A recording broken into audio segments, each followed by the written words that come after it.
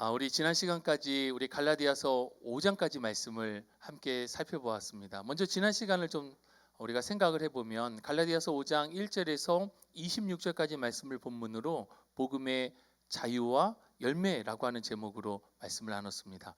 여러분, 지난 수요 성경 공부 때 우리 갈라디아서 5장을 이렇게 성경 공부를 했는데 그 주 금요일 날 다음 세대 기도회 때 오신 강사 목사님이 본문이 갈라디아서 5장의 말씀이었어요. 여러분들 어땠습니까?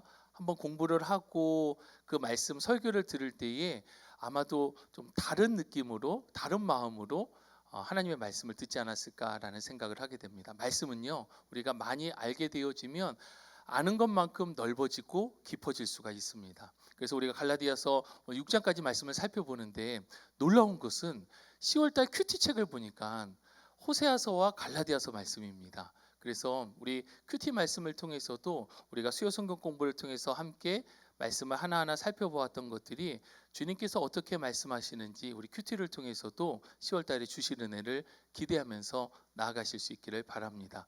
우리 5장의 말씀, 우리 지난 시간 말씀을 좀 살펴보면 5장 1절에서 6절까지 말씀은 그리스도와 자유에 대해서 함께 살펴보았습니다.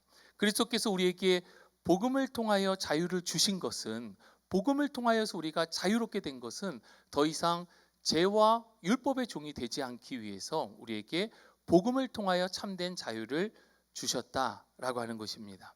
그런데 할례를 받는다라고 하는 것은 할례만 받는 것이 아니라 결국에는 율법을 다 지켜야 하는 그러한 길 가운데 들어서는 것이다라는 것을 바울이 강조하고 있습니다. 우리는 율법이 아니라 오직 성령 안에서 믿음을 따라 의의 소망을 바라보는 그리스도인, 복음 안에 속한 사람이 되어야 할 것입니다. 여러분, 신앙생활을 하면서 또한 그리스도 안에서 중요한 것은 무엇인가 라고 했을 때에 사랑 안에서 역사하는 믿음입니다. 믿음이어야죠. 그런데 그 바탕 가운데에는 하나님을 사랑하고 이웃을 사랑하는 사랑 안에서 믿음으로 살아가는 것이 중요하다라고 하는 것을 우리 5장 1절에서 6절까지 말씀을 통해서 살펴보았습니다. 그리고 이어지는 7절에서 15절까지 말씀을 보면 이 자유의 올바른 사용에 대해서 이야기하는데, 누룩은 작은 것이지만 이 작은 누룩으로 인하여서 이 덩어리 온 덩이에 누룩이 퍼지게 되고 부풀어 오르게 됩니다. 작은 것 하나라도 만일 교회 공동체 안에, 내 안에 변질된 복음이 들어오게 된다면 그것은 나의 신앙 전체를, 교회 전체를, 교회 전체의 영향을 미치게 된다라고 하는 것입니다. 그래서 타협할 수 없는 것이 바로 이 본질되는 복음이다라는 것을 반드시 기억해야 됩니다. 복음에서 바뀌어진, 본질에서 벗어난 것들을 나누게 됐고 용인하다 보면 결국에는 이 누룩이 온 덩이에 퍼진과 같이 될 수 있다라고 하는 것입니다. 바울은 할례를 바로 이 십자가의 걸림돌이라고 이야기를 하고 있습니다. 할례는 받아도 되는 것이 아니라 할례를 받게 됨으로 인하여서 복음을 가로막는 것이 되기 때문에 이것은 반드시 치워내야 한다, 타협해서는 안 된다라는 것을 강조하였습니다. 그리고 이어지는 16절에서 26절까지 말씀을 보면 성령을 따라 행하는 삶에 대해서 나눴습니다. 여러분, 두 가지 경우가 있다고 말씀을 드렸습니다. 육체의 욕심, 육체의 정욕을 따라서 살아가는 사람이 있고 그 반대의 사람은 성령을 따라서 살아가는 삶이다. 그런데 육체를 따라 살아가지 않기 위해서 애쓰고 노력하는 것이 아니라 성령을 따라 살아가다 보면 육체로부터 반드시 멀어지게끔 되어져 있다. 그래서 우리들의 삶은 육체적인 삶을 살아가지 않기 위해서 노력하는 것이 아니라 성령을 따라 살아갈 때에 우리들은 반드시 성령의 열매를 거두는 삶을 살아가게 됨에 대해서 함께 나눴습니다. 여기서 육체의 일에 대해서, 육체의 일은 과연 무엇인가 라고 했을 때 성적인 죄악, 우상 숭배, 인간관계의 파괴됨, 술 취함과 방탕함들이 바로 육체의 일이다. 이 육체의 일을 심게 되면 결국에는 육체로부터 썩어질 것을 거두게 된다라는 것을 살펴보았고, 반대로 성령을 따라서 살아가는 사람들의 특징은 성령의 열매를 맺게 된다는 것입니다. 우리가 잘 알고 있는 우리 갈라디아서 5장 22절 이하 말씀을 보면 성령의 열매 9가지를 말씀하고 있어요. 성령을 따라서 살아가게 될 때에 이러한 열매들은 반드시 나타나게 된다라고 하는 것입니다. 어떤 열매들이 있습니까? 사랑, 희락, 화평, 오래 참음, 자비, 양선, 충성, 온유, 절제입니다. 이것은 성령의 나무 아래서 나타나는 열매이기 때문에 같은 열매입니다. 그런데 다른 형태로 드러나는 것이고, 여러분 나무에도 열매가 맺혀질 때 동시에 탁 열리는 것이 아니라 하나가 나고 또 하나가 나고 막 나기 시작하는 것이죠. 그래서 이 열매에 대한 기대감은 우리가 포기하지 않고 있으면 반드시 성령의 열매를 거두게 된다. 이 9가지 열매를 거두게 되는 것에 대해서 살펴보았습니다. 그래서 우리들은 이 풍성한 열매를 사모하면서 성령을 따라 살아가야 됩니다라고 하는 것이 우리 지난 시간 갈라디아서 5장을 공부하면서 나눈 은혜였습니다. 그리고 이어지는 6장은 이제 갈라디아서의 결론 부분이라고 할 수가 있습니다.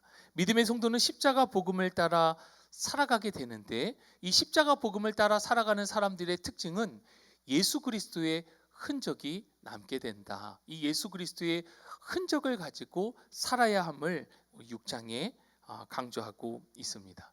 우리 6장 본문을 들어가기에 앞서서 우리 먼저 이 갈라디아서의 핵심에 대해서 한 번 더 짚어볼 필요가 있을 것 같습니다. 우리 첫 시간에 갈라디아서 서론과 1장의 인사말 부분에 해당되는 우리 1장 1절에서 9절 말씀을 통해서 갈라디아서가 어떤 상황 가운데 쓰여졌는지, 그리고 이 갈라디아서의 주제는 무엇인지에 대해 살펴보았습니다. 여러분, 갈라디아서의 주제가 뭐죠? 한 단어로 복음입니다. 이것을 한 문장으로 표현하면 다른 복음은 없다라고 하는 분명한 주제가 있습니다. 그리고 바울이 다른 서신서와는 달리 인사말이 조금 다릅니다. 보통 인사말에서는 서신서기 때문에 성도들을 칭찬하고 교회를 칭찬하고 권면하고 안부를 전하고 하는데, 갈라디아서 말씀을 보니까 1장 1절부터 9절까지 굉장히 뭔가 다급하다라고 하는 것을, 긴장감이 느껴진다라고 하는 것을 살펴볼 수가 있습니다. 왜냐하면 이 편지가 쓰여질 때의 상황과 배경을 살펴보니까 이 갈라디아 교회 안에 변질된 복음을 전하는 거짓 교사들, 가르치는 자들이 들어왔기 때문에 바울은 급한 마음, 이 긴장감을 가지고서 복음이다, 이 복음 외에는 안 된다라고 하는 것을 강력한 어조로 시작부터 이야기하고 있는 것을 살펴볼 수 있었습니다. 바울은 이 서신서를 마무리하면서 다시금 십자가 복음을 강조하고, 그렇게 복음을 따라 예수의 흔적으로 살아갈 것을 성도들에게 권면하고 있습니다. 우리 6장 말씀 우리 한번 같이 살펴볼 텐데, 6장 1절에서 5절까지 말씀을 먼저 우리 한 절씩 교독하고 마지막 5절은 합독하도록 하겠습니다. 형제들아, 사람이 만일 무슨 범죄한 일이 드러나거든 신령한 너희는 온유한 심령으로 그러한 자를 바로잡고 너 자신을 살펴보아 너도 시험을 받을까 두려워하라.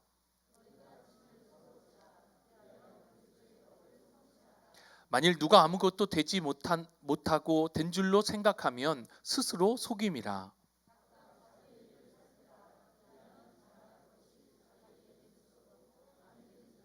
5절 같이 읽겠습니다.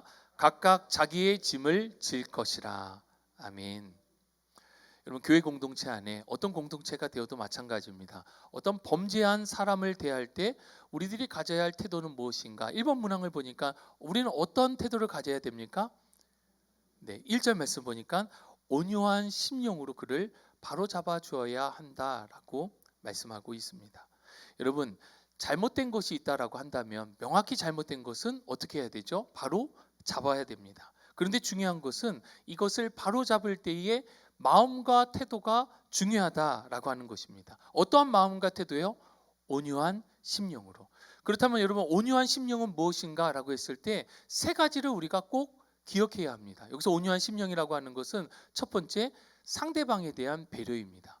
내가 화가 난다고 감정적으로 잘못됐다고 다그치기만 하는 것이 아니라 상대방이 어떠한 입장인지 상대방에 대한 배려가 필요하고, 두 번째는 공동체 안에서 이런 문제가 생겼을 때 공동체 유익을 위해서 이것이 필요한가라고 하는 것을 살펴보아야 합니다.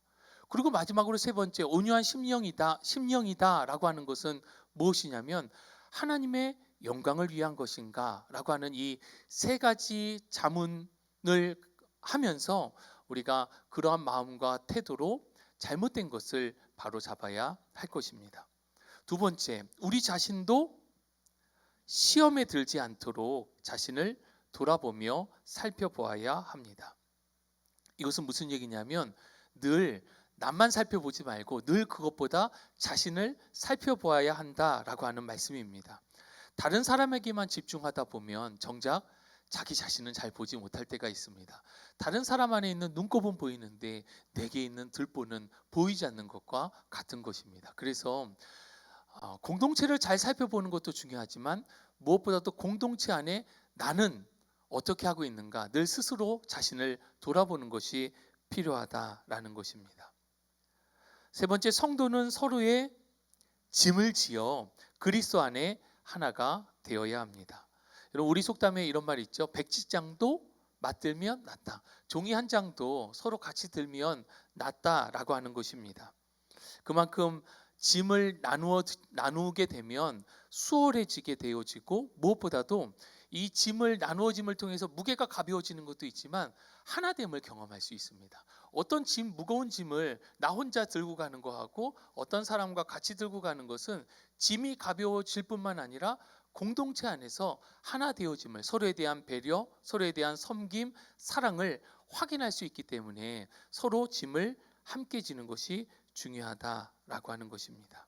여기서 중요한 것은 그리스도 안에서입니다. 즉 신앙 안에서 함께하는 것이 중요하다. 여러분, 세상 일 가운데 하나가 되기 위해서 적극적으로 뭔가 열심히 하고 회식 자리에도 열심히 참여하고 그런 의미가 아닙니다. 그리스도 안에서 우리가 하나가 되어줘야 하고 그리스도 안에서 우리에게 주어진 짐을 나눠지는 것이 중요하다라는 것입니다. 네 번째, 우리는 스스로를 속이지 않기 위해 자신의 일을 살피고 자기의 짐을 져야 합니다.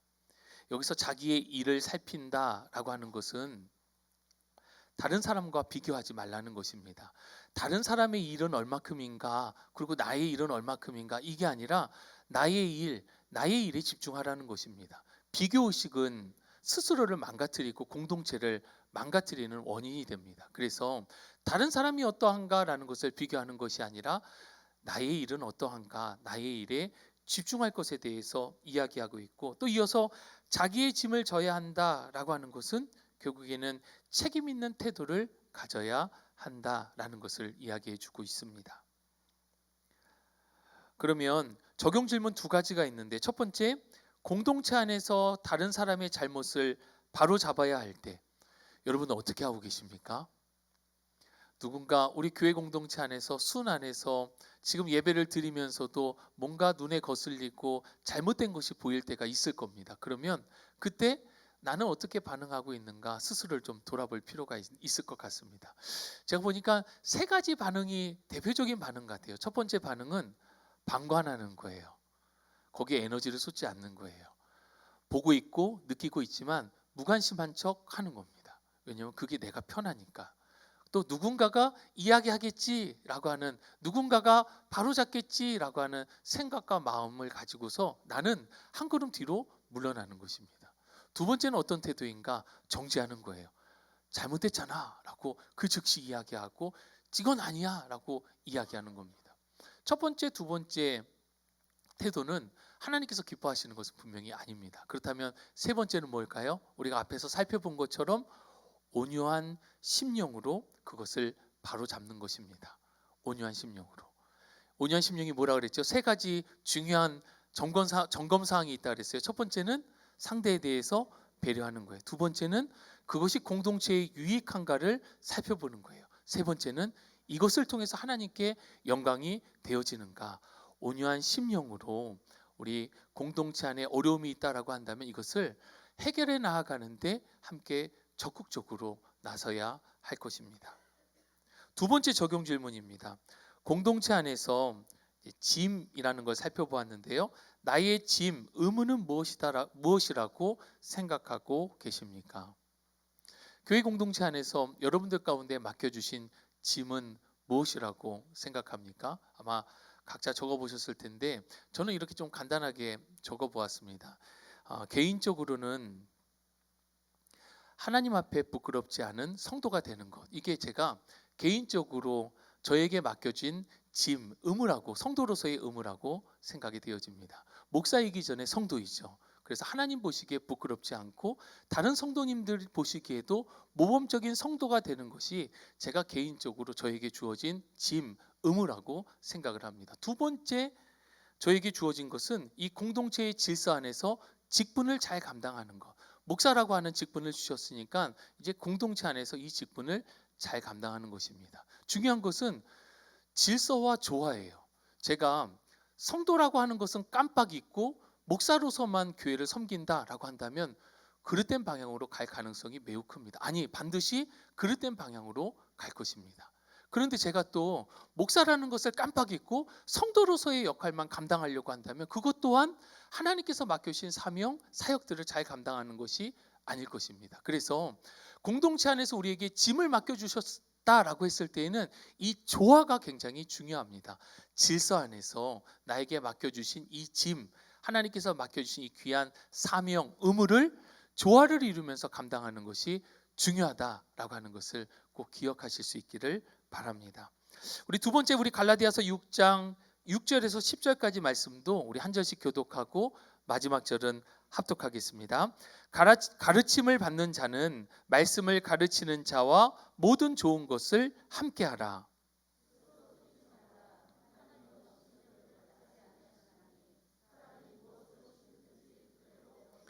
자기의 육체를 위하여 심는 자는 육체로부터 썩어질 것을 거두고 성령을 위하여 심는 자는 성령으로부터 영생을 거두리라.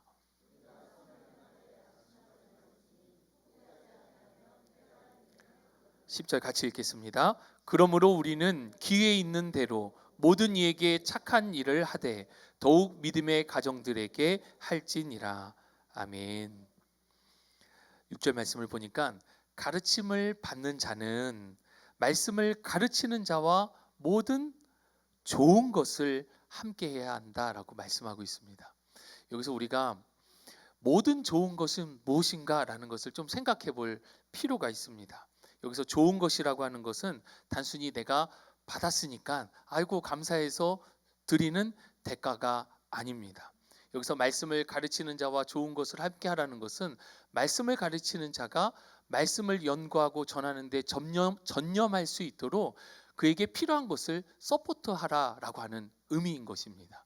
여러분, 대가로서 우리가 뭔가를 공동체 안에서 주다 보면 대가이기 때문에 또 다른 대가를 마음 가운데 기대하는 심리가 있습니다. 그래서 공동체 안에서 우리가 나누고 베풀고 섬길 때는 대가로서가 아니라 그를 돕기 위한 마음으로 서포트하는 마음으로, 특별히 말씀을 전하는 자가 그 일에 집중할 수 있도록 서포트하기 위해서 좋은 것을 함께 나누는 것이다라는 것을 우리의 마음 가운데 기억하실 수 있기를 바랍니다.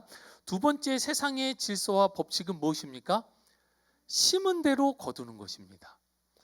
여러분, 신앙생활 하다 보면 좀 오해할 때가 있어요. 심은 대로 거두는 건 세상의 법칙 아니야? 그런데 이 세상의 법칙, 세상의 질서를 하나님께서 부여하신 것입니다. 여러분, 고구마를 심었는데 감자가 나기를 기대하는 것은 어리석은 사람이죠. 고구마를 심었으니까 고구마가 나는 거예요. 사과나무를 심었으니까 그 사과나무에서 나중에 사과가 나는 것 아니겠습니까? 이것이 바로 하나님의 질서예요. 세상의 법칙이에요. 그러면 성경에서 말씀하고 있는 은혜는 무엇인가? 이렇게 심었을 때 그 결실 가운데 성경에 보니까 30배, 60배, 100배의 결실을 하나님께서 맺도록 하신다는 거예요.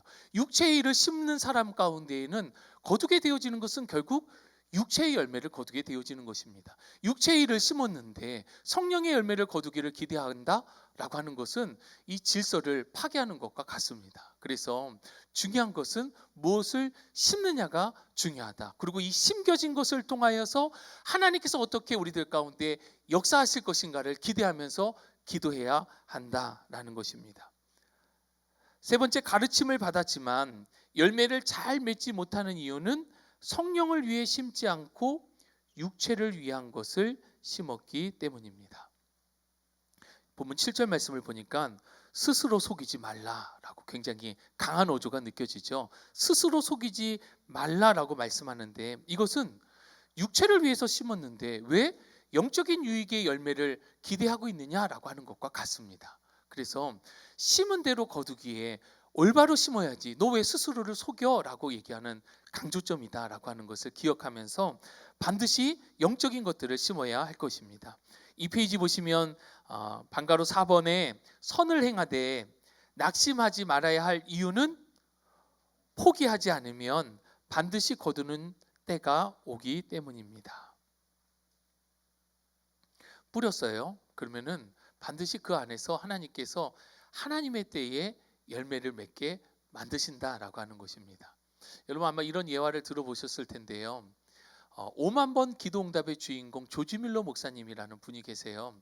근데 이 목사님께서 52년간 기도 친구 5명을 전도하기 위해서 기도하셨다라고 합니다. 그래서 수년의 세월이 지나면서 이 5명 가운데 3명의 친구가 예수 그리스도를 영접하고 변화된 삶을 살았어요. 근데 52년 동안 기도했는데 나머지 이 2친구는 변화가 되지 않는 거예요. 이 목사님께서 이제 몸이 아프셔서 이제 죽음을 목전에 두었을 때에 이 4번째 친구가 이 목사님을 방문해서 메시지를 듣고 나서 이분도 예수 그리스도를 영접하게 됩니다. 그런데 조지 밀러 목사님이 하나님의 부르심 가운데 소천하게 됩니다. 우리들이 봤을 때는 5명이 다 구원 받았습니까? 못 받았습니까? 그럼 이 기도는 실패할까요? 아니에요. 그런데 놀라운 것은 이 목사님 장례식 때에 참여했던 5번째 친구가 이 목사님이 52년간 이 5명의 친구를 위해서 기도했다라고 하는 이야기를 듣게 되어지고 그 자리에서 예수 그리스도를 영접하게 되어지고 이분이 복음 전도자가 돼서 조지 밀러 목사가 5명을 두고 기도한 마지막 5번째 주인공이 바로 저입니다라고 오히려 복음을 증거하는 복음 전도자가 되었다라고 하는 이야기가 있습니다. 맞습니다. 여러분 하나님께 하나님의 뜻으로 구한 기도는 하나님의 때에 하나님의 방법으로 반드시 응답해 주십니다. 여러분들이 믿음 생활하면서 지금까지의 삶의 여정, 신앙의 여정을 한번 돌아보십시오. 그러면 그때그때 응답해 주시지 않아서 때로는 실망하고 낙심된 마음이 들기도 했지만 돌아보면 그 가운데 하나님께서 인도하셨고 응답해 주셨고 지금도 우리의 기도 가운데 응답하여 주시는 신실하신 하나님이심을 믿음으로 모두 고백하실 수 있기를 바랍니다. 5번째, 우리는 기회가 있는 대로 모든 사람에게 착한 일을 하되 믿음의 가정에 더욱 그러해야 합니다. 중요한 것은 기회가 오기를 기다리라고 얘기하고 있지 않아요. 기회가 있는 대로, 이것은 기회를 찾으라는 거예요. 이것은 내가 하고 있는 일들 가운데 착한 일을 기회가 있을 때 하는 것이 아니라 때가 되었건 되지 않았건 어떤 환경과 상황 가운데에도 내가 할 수 있는 선한 일을 해야 함을 말씀하고 있습니다. 그리고 여기서 믿음의 가정이라고 하는 것은 가정뿐만 아니라 교회를 지칭하고 있습니다. 우리가 섬기고 있는 공동체 안에서 선을 행하는 것이 중요하다. 이 착한 일을 기회를 만들어가면서 해야 된다라고 하는 것입니다. 첫 번째 적용 질문입니다. 선을 행하고 낙심한 적이 있다면 어떤 상황이었습니까? 그리고 그 후에 나는 어떻게 대처를 하였습니까? 그런 간증들 많이 듣게 되는 것 같습니다. 어렵다고 해서 거금을 들여서 그분을 도와주고 또는 내가 어떤 헌신을 통해서 그 어려운 이들을 도와줬는데 결국에 돌아오는 것은 배신, 결국에 돌아오는 것은 굉장히 큰 어려움으로 돌아왔다라고 하는 이야기들을 종종 듣곤 합니다. 작은 일을 예로 들면 여러분 교회다 보니까 생활 형편이 좀 어려운, 우리가 봤을 때 좀 도움이 필요할 것 같은 분들이 가끔 들립니다. 그런 분들의 특징은 약간 술을 좀 많이 드시고 오세요. 근데 이제 그분들은 배고파서 먹을 것이 없기 때문에 좀 도와달라라고 하는데, 그래서 예를 들어서 이렇게 돈을 드리면 어떻게 하실까요? 술 사러 가시더라고요. 그래서 이걸 도와드려야 되나 말아야 되나 고민을 한참 하던 시절이 있었습니다. 그래서 그 다음부터는 어려움이 있다, 도움을 요청하는 분들이 있으면 현물로 도와주는 게 맞겠다라는 생각이 들고 그리고 전화로도 어저께도 교회로 전화가 와서 제가 전화를 받았는데 똑같은 내용을 말씀하셔서 계좌로 돈을 붙여달라고 하셔서 교회로 오시라고 만나서 얼굴 뵙고 제가 도울 수 있는 부분이 무엇인지에 대해서 나눌 수 있으면 좋겠다고, 그분이 오시면 얘기를 들어드리고 그분을 위해서 기도해드리고 작은 거지만 그분이 한 끼를 할 수 있도록 뭐 현물로 드리는 방법이 있을 텐데 좀 지혜롭지 못하고 당장 필요한 것들을 이렇게 탁 하면은 오히려 그 다음에 제게 상처가 되는 경우들도 있더라고요. 그래서 우리가 어떤 선한 일을 할 때에는 지혜도 필요하다라고 하는 생각을 해보았습니다. 두 번째 적용 질문, 나의 삶 속에 육체를 위해 심는 것과 성령을 위해 심는 것에 예를 들어 보시고 어떻게 하면 성령을 위해 더 많이 심을 수 있을까요? 여러분 다 적으셨죠? 네, 이게 소그룹으로 하지 않다 보니까 제 얘기만 계속 하는 것 같아서 좀 누군가가 나누면 더 좋을 텐데 라는 생각을 해보는데요. 여러분 육체를 위해 심는다라고 하는 결국에는 나의 만족과 유익을 위해서 하는 모든 활동들이 거기에 포함이 되겠죠. 내가 운동을 너무 좋아해요. 운동을 하면서 기쁨도 느끼고 만족도 느껴요. 뭐 그렇다면 이 모든 것들이 맛있는 것을 찾아다니면서 먹는 것 굉장히 좋아요. 그러면은 만족을 느낄 수 있겠죠. 이 모든 것들이 다 나쁘다는 것이 아니라 결국에는 육체를 위해서 심는 것은 육체의 유익, 육체를 위한 것으로 돌아오게 될 것이죠. 그런데 성령을 위해서 심는 것에 예가 어떤 것이 있을까라고 했을 때 저 이거 이렇게 적었습니다. 일찍 자기라고 적었습니다. 왜냐하면 여러분 12시가 넘어서 자도 새벽에 알람 맞춰 놓으면은 새벽 예배 나오는 데는 문제가 없어요. 저는 그런데 그렇게 늦게 자고 새벽에 오면 비몽사몽간에 기도하고 돌아갈 때가 있습니다. 그러면 너무 마음이 상심이 돼요. 내가 기도를 한 건지 이건 비몽사몽간에 어떻게 한 거지? 그래서 지금은 10시가 되면 침대로 일단 돌아갑니다. 침대로 가서 잡니다. 근데 좀 폐해도 있어요. 저희 아이들이 있는데 아이들이 제가 자는 시간 이후에 들어오는 경우들이 많습니다. 그래서 정작 아이들의 얼굴을 보지 못할 때가 있어서 조금 아쉽기는 한데 우리의 영적인 유익을 위해서 내가 할 수 있는 것은 무엇인가? 뭐 이런 것들도 있겠죠. 예배 시간이 10시다. 그러면은 9시 40분까지 뭐 20분 전에 와서 미리 예배에 집중하고 기도하고 그렇게 오늘 주신 말씀이 뭔지 미리 찾아보고 한번 읽어보고 필요한 부분들에 대해서 예배를 준비하면서 우리가 하나님 앞에 나아갈 수 있겠죠. 비단 이것뿐만 아니라 많은 것들이 있을 거예요. 말씀을 읽는 것, 시간을 정해서 기도하는 것, 우리가 어떤 유익한 교회 공동체 안에서 여러 가지 섬기는 봉사의 활동들, 이것들이 다 영적인 유익들을 위한 활동이 될 것입니다. 그래서 육체를 위해서 심는 것보다 영적인 유익을 위해서 심는 것에 대해서 생각하면서 그것들을 하나하나 한번 실천해 나가실 수 있기를 바랍니다. 우리 갈라디아서 6장 11절에서 13절입니다. 우리 세 절인데요. 한 절씩 읽고 마지막 절을 함께 읽겠습니다. 내 손으로 너희에게 이렇게 큰 글자로 쓴 것을 보라.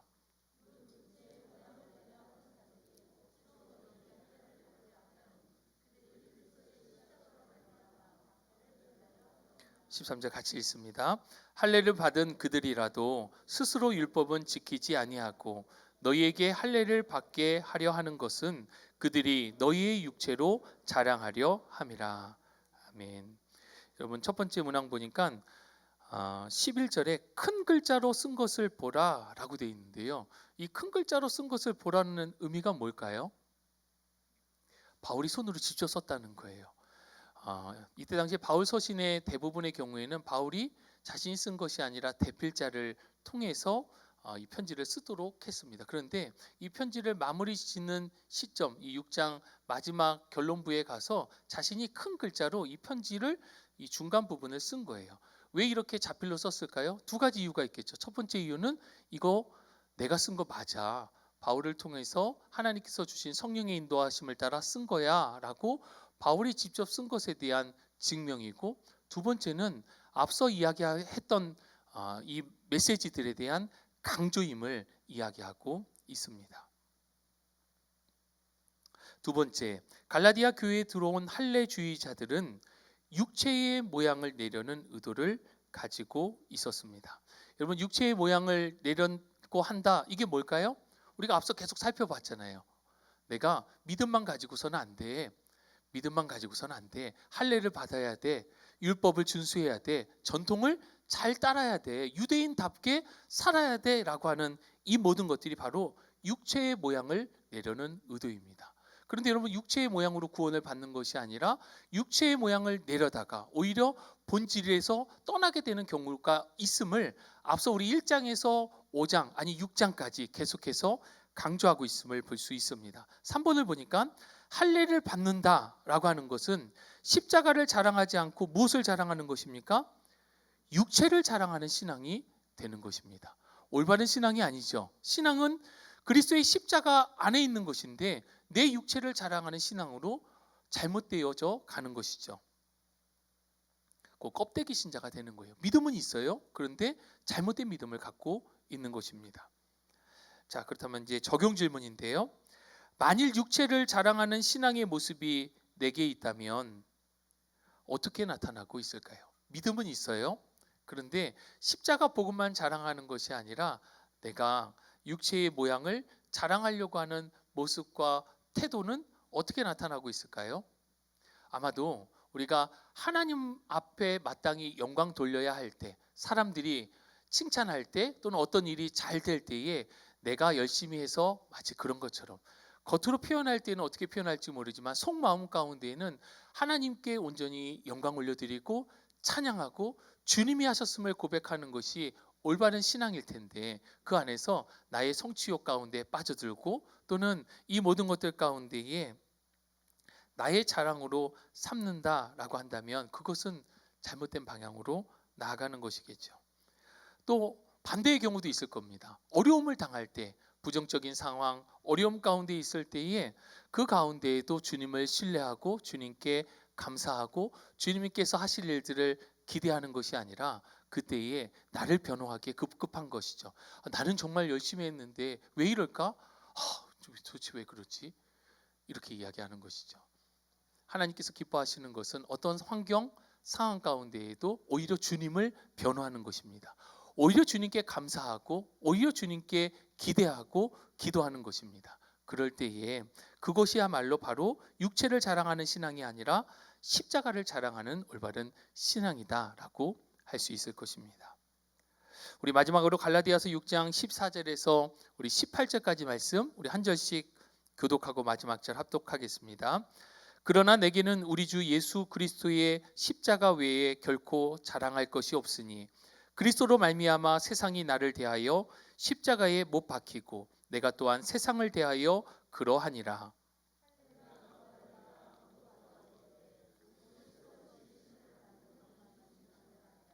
무릇 이 규례를 행하는 자에게와 하나님의 이스라엘에게 평강과 궁율이 있을지어다.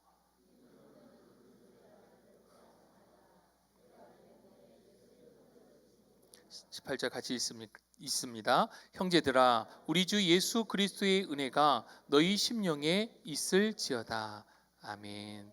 3페이지 보시면 바울이 예수 그리스도의 십자가 복음만 자랑하는 것은 세상 자랑을 모두 내려놓고 그리스도 안에 새롭게 지으심을 받았기 때문입니다. 여러분 바울은 자랑할 것이 굉장히 많은 사람입니다. 무엇보다도 그는 로마 시민권자예요. 그가 이야기하기를 유대인 중에 유대인이라고 밝히고 있어요. 그는 어려서부터 율법 아래서 잘 양육을 받은 엘리트 코스를 지나온 사람이고 앞으로 전도 유명한 율법학자가 될 사람입니다. 그런데 이 바울이 자기의 모든 세상의 자랑을 모두 내려놓게 되었다. 왜 이것을 내려놓게 되었는가? 이어지는 메시지가 그리스도 안에 새롭게 지으심을 받았기 때문입니다. 이전에는 세상 가운데 자랑할 만한 이 많은 것들이 그리스도를 만나게 되어지고 그리스도 안에서 새롭게 지으심을 받다 보니까 이제는 이것들이 자랑할 것이 전혀 되어지지 않았다라고 하는 것입니다. 바울이 밝히고 있는 16절의 이 규례와 하나님의 이스라엘은 어떤 의미입니까? 16절의 이 규례라고 하는 것은 십자가의 복음을 믿는 믿음을 의미하고 있습니다. 십자가의 복음을 믿는 믿음대로 행하는 자에게와 하나님의 이스라엘에게 평강과 궁율이 있을지어다 라고 하는 의미인데 여기서 그럼 하나님의 이스라엘은 무슨 의미인가 라고 했을 때 이전에는 유대인들은 구원받은 사람이다라고 생각을 했어요. 그런데 그것이 아니라 하나님의 이스라엘이라고 하는 것은 택함 받은 구원받은 하나님의 백성들을 의미하고 있습니다. 그러니까 십자가 복음 안에서 이 복음을 믿고 하나님의 구원받은 주의 백성들을 향하여서 마지막 축복의 메시지를 하고 있음을 볼 수 있습니다. 3번의 십자가 복음을 믿고 따르는 자에게는 하나님의 평강과 긍휼이 있으며 예수 그리스도의 흔적이 늘 있습니다. 여러분, 여기서 예수 그리스도의 흔적이 늘 있다라고 하는 것은 무슨 의미입니까? 어떤 환경과 상황 가운데에도 믿음이 흔들리지 않았다. 계속해서 그 믿음 안에서 살아가고 있음을 표현하는 표현입니다. 4번을 보니까 바울이 지닌 예수의 흔적은 무엇일까 생각해 보고 오늘날 우리 성도가 지녀야 할 예수의 흔적은 무엇이라고 생각합니까? 먼저 여러분, 예수의 흔적이라고 하는 의미에 대해서 좀 생각을 해보아야 할 것 같아요. 노예는 노예로서의 흔적을 그 몸에 새기게 되죠. 예수의 흔적이 우리들 가운데 있다라고 하는 것은 우리의 정체성이 예수 그리스도 안에 있다는 거예요. 우리가 그리스도인이 되었다라고 하는 것이 바로 이 흔적, 정체성의 의미를 담고 있습니다. 그러면 예수님의 흔적을 가지고 살아가는 사람들은 어떻게 살아가는가라고 했을 때에 언어가 달라질 것이고요, 삶의 이유와 목적이 달라질 것이고 삶의 여정이 달라질 것입니다. 어떻게 해요? 그리스도를 따라가는 삶으로 살아가게 되는 것입니다. 그리고 바울이 고백하였던 것처럼 이전에는 내가 자랑하였던 것들이 자랑거리가 되어지지 않고 이제는 예수 그리스도 십자가 복음만 자랑하는 사람으로 바뀌게 되어지는 것, 이것이 바로 예수 그리스도의 흔적을 품고 살아가는 사람의 특징인 것입니다. 적용 질문입니다. 나에게 새겨진 예수의 흔적이 있다면 무엇입니까? 십자가만 자랑한다는 것은 실제 우리의 삶에서 어떻게 표현될 수 있을까요? 여러분들 삶 가운데 예수의 흔적이 여기저기 새겨져 있습니까? 마음에도 한 스크래치로 새겨져 있고 관계 가운데에도 이 예수 그리스도의 흔적이 새겨져 있고 내가 하고 있는 이 일에도 예수 그리스도의 흔적이 새겨져 있고 또 어떤 분들은 가정 안에서도 예수 그리스도의 흔적을 여전히 품고 살아가시는 분들이 계실 것입니다. 안타까운 것은요, 최근이 아니죠. 이미 시간이 좀 됐죠. 그리스도인들에 대한 많은 비판과 비난의 세상의 손가락질, 어려움들이 있다 보니까 크리스찬들이 내가 크리스찬임을 밝히는 것을 주저하는 것을 많이 보게 되어집니다. 전에 교회 섬기던 교회 집사님 한 분이 저에게 그렇게 자랑하듯이 말씀하셨어요. 저는 교회 다니는 거 전혀 티를 안 내요. 왜냐하면 저 때문에 시험에 드는 사람이 있을까 봐요. 그분의 말이 이해가 됩니다. 어떤 마음으로 그런지 이해가 됩니다. 그런데 성경은 그렇게 말씀하고 있지 않아요. 예수 그리스도의 흔적으로 살아가라고 말씀하고 있습니다. 내가 예수 그리스도를 믿는 사람답게 살아갈 것을 말씀하고 있습니다. 여러분, 만약에 수요 성경 공부 다 오셨으니까 직장 생활하면서 수요일 날 회식 일정이 잡혔어요. 회식도 업무의 연장이라고 보죠. 그러면 수요일 날 회식이 잡히면 어떻게 해야 될까요?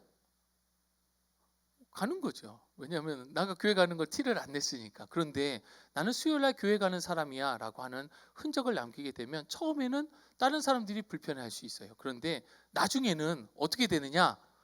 수요일 날은 회식을 안 잡습니다. 여러분들이 꼭 참석해야 된다면 수요일 날 그 회식을 주관하는 사람들은 수요일 날 회식을 안 잡습니다. 왜냐하면 여러분들이 참여해야 되니까. 여러분들이 꼭 참여하는 자리라면 회식은 목요일 날 있을 것입니다. 실제 그렇습니다. 저의 삶의 고백이기도 하고요. 그것이 우리의 삶의 고백이 되어야 합니다. 왜냐하면 예수 그리스도의 흔적이 여기 있으니까, 사람들이 알고 있으니까 거기에 대한 배려를 나중에는 받게 될 것입니다. 이것이 바로 예수 그리스도의 흔적을 우리 안에 새기고 살아가는 사람의 특징일 것입니다. 여러분, 세상 사람들은 예수쟁이라고 하는 시선을 보낼 때에 일반적으로 우리가 느끼는 것은 차별입니다. 그렇죠? 예수 믿는 사람, 차별이라고 느낄 수 있어요. 그런데 하나님께서 보시기에는 그건 차별이 아니라 구별이에요. 물론 그 안에 지혜가 필요하죠. 외골수처럼 뭔가 지혜롭지 못하게 행하면 정말 욕을 먹을 수도 있겠지만 우리가 신앙 안에 있다라고 한다면 그 안에서 우리가 받고 있는 예수의 흔적으로 인한 차별은 차별이 아니라 하나님 보시기에는 거룩한 구별이 되어질 것입니다. 저와 여러분들은 이렇게 예수의 흔적으로 구별된 삶을 살아가야 할 것입니다. 여러분, 갈라디아서의 주제는 첫 시간부터 계속해서 강조했듯이 뭐예요? 복음이에요. 복음입니다. 이 복음이 신앙생활하는 가운데 우리 안에 예수 그리스도의 흔적으로 남아야 합니다라고 하면서 이 갈라디아서가 끝나고 있습니다. 우리는 이 복음에 대해서 바로 알아야 돼요. 왜냐하면 거짓 교사들에게 속아 넘어간 갈라디아 교회 성도들이 많았으니까 잘 배우고 또 이 복음을 잘 베풀고 나누는 전하는 삶을 살아가야 할 것입니다. 본질 곧 이 복음을 놓치지 않는 신앙생활이 되기 위해서 또 예수의 흔적으로 살아가는 저와 여러분 우리 모두가 될 수 있기를 주님의 이름으로 축복합니다.